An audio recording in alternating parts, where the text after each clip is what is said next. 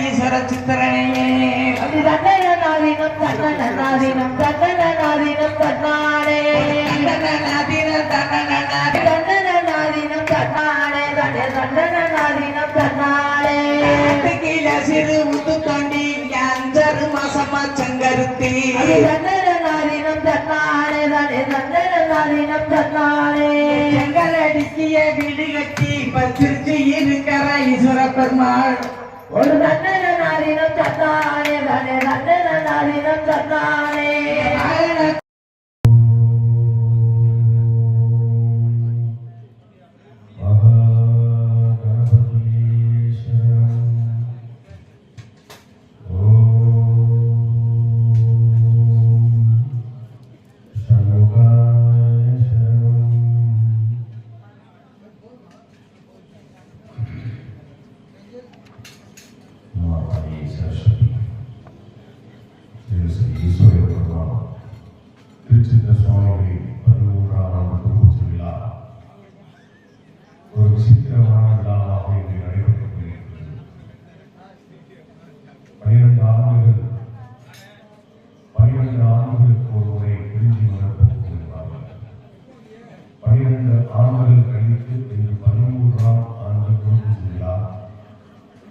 இயற்கையோடு இறைசக்தியோடு இந்த பிரபஞ்சத்தோடு ஒன்றிய ஒரு இன்று பரமபத ராசியின் சிறப்பு நாள் சர்வ ஏகாதசி சொர்க்கவாசல் திறக்கப்படுவதால் நாமெல்லாம் ஆயுளாக பிறந்தவர்கள் விழித்துக் கொண்டிருந்து ஓம் நமோ நாராயணாய நமக என்ற திருமந்திரத்தை உச்சரித்து இரவு உறங்காமல் இருந்தால் நாம் அழிந்து போகக்கூடிய இந்த மாநில பிறவியை அறுத்து இறைவனுடைய திருப்பாதங்களிலே சரணாகதி அடைவதற்கான ஒரு மோட்சமான நாளாக அமையப்பெற்ற நாள். இந்த நாள் இரவிலே ஸ்ரீ ஈஸ்வரன் பெருமான் திருச்சித்த சுவாமியை குரு பூஜை விழா தொடங்கி இருக்கின்றது என்றால் ஐயாவை வழிபடுபவர்களுக்கும் ஐயாவின் இந்த மண்ணை நினைப்பவர்களுக்கும் இறைவன் பொறுப்பாளர்களின் சரணாகதி அடைவதற்கான வழியை வகுத்து கொடுப்பார். மோட்சத்தை நமக்கெல்லாம் கொடுக்க வல்லவர்தான் ஸ்ரீ ஈஸ்வரன் பெருமான் திருச்சித்த சுவாமி. மாநில பிறவி என்பது நமக்கு ஆறறிவு சிந்திக்கக்கூடிய உணரக்கூடிய எவ்வாறெல்லாம் மனிதனாக நாம் நடந்து கொள்ள வேண்டும், எப்படியெல்லாம் இறையை நாம் போற்ற வேண்டும். ஐயா அவர்கள் நாயன்மார்களை பற்றி சொல்லிக் கொண்டு வந்தார்கள். அதில் உள்ள கருத்துக்கள் எல்லாம் ஏற்றுக்கொள்ளக்கூடிய கருத்து. இன்று 63 நாயன்மார்கள் 33 கோடி தேவர்கள். ஆனால் 63 நாயன்மார்களுக்கு முன்பு 18 சித்தர்கள். 18 சித்தர்கள், 63 நாயன்மார்கள், 33 கோடி தேவர்கள், 48,000 ரிஷி முனிகள், நவ கிரகங்கள், பஞ்சபூதங்கள், 3 மூர்த்திகள், 3 தேவியர்கள், 2 பாவங்கள். இதுதான் பிரபஞ்சம். பிரபஞ்சம் என்பது நவகிரகங்களை அடக்கி அந்த நவகிரகங்களும் தன்னுடைய ஆளுமையை வெளிப்படுத்துவதுதான் பிரபஞ்சம். இந்த பிரபஞ்சத்திலே நாம் பிறந்திருக்கின்றோம்.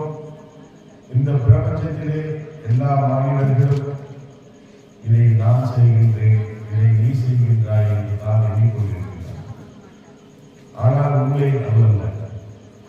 உண்மை என்னவென்றால் ஒவ்வொரு மனிதனும் பிறக்கும் பொழுது அவனுக்கு ஒரு ஜன குண்டலி என்ற ஒரு வாய்ப்பாடு இருக்கின்றது.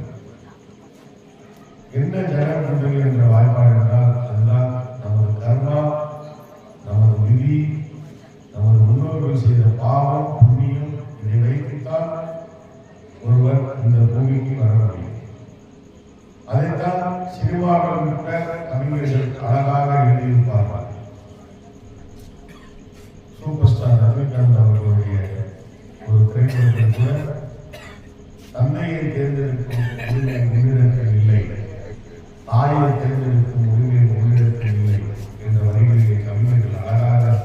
சித்தரித்திருப்பார். ஒரு பெண்ணும் ஒரு ஆணும் தன் இச்சையை தனது காம சுகத்திற்காக இணைகின்றார்கள். அவர்களுடைய இன்ப சுகத்திலே நாம் கருவாகி உருவாகி இருக்கின்றோம். மாநிலங்கள் இருக்கின்றோம். மாநிலங்கள் இருக்கின்றோம் என்றால் நாம் இது பிரம்மாவால் எழுதப்பட்டது. இவர் எங்கு பிறக்க வேண்டும், யாருடைய மதத்திலே இவர் கருவாக உருவாக வேண்டும், இவர் எந்த மண்ணிலே பிறக்க வேண்டும், இவர் எவ்வாறெல்லாம் சிறப்படைய வேண்டும், இவர் எந்தெந்த பருவத்திலே எந்தெந்த காரியங்களை செய்ய வேண்டும், இவருடைய மரணம் எவ்வாறு இருக்கும் என்பதை பிறப்பதற்கு முன்பே பிரம்மா எழுதியிருந்தார். அதற்கு ஒரு சின்ன நகைச்சுவையான கருத்தை சொல்கின்றேன். பிரபஞ்சத்திலே நடக்கக்கூடிய காரியங்கள் எல்லாம் கண்ணுவர சொல்லி பிரம்மாவும் மகேஸ்வரனும் மகாவிஷ்ணுவும் நாரதரை கூப்பிட்டு, நாரதா, நீ பூலோகத்திற்கு சென்று நாட்டிலே பூலோகத்திலே என்ன நடந்து கொண்டிருக்கின்றது என்பதை கண்டறிந்து வா என்றார்கள். அப்பொழுது நாரதரும் பூலோகத்திற்கு வந்து எல்லா பகுதியையும் பூலோகத்தை சுற்றி பார்க்கின்றார். பூலோகத்திலே சுற்றியவர் எல்லாம் நலமாகத்தானே இருக்கின்றது என்று எண்ணிவிட்டு கடற்கரை மார்க்கமாக நாரதர் முனிவர் நடந்து செல்கின்றார். நடந்து செல்லும் பொழுது ஒரு தலையில் ஓடு கிடைக்கின்றது. அந்த தலையில் ஓட்டை நாரதர் முனிவர் எடுத்து இப்படி பார்க்கின்றார். அதிலே எழுதப்பட்டிருக்கின்றது, இவன் இந்த ஊரிலே இந்த தாய் தகப்பனுக்கு மகனாக பிறந்து உலகத்தில் உள்ள எல்லா அர்த்த காரியங்களையும் எல்லா பாவ செயல்களையும் செய்திருப்பான். ஆனால் என்றாவது ஒரு நாள் இவன் சொர்க்கத்தை அடைவான். என்னடா இந்த அநியாயம்! உலகத்திலே ஒரு பாவ காரியங்கள் எல்லாமே அவன் செய்தது கூடாது சித்திரவதை ஒரு அரக்கனை போல் நடந்துள்ளான். இவன் எவ்வாறு இவன் சொர்க்கத்தை அடைவான் என்று நாரதனுக்கு ஒரே சந்தேகம் எழுதவே இந்த பிரம்மதேவர் சொன்ன வாக்குப்படி நாரதன் உலகத்துக்கு வந்தார்.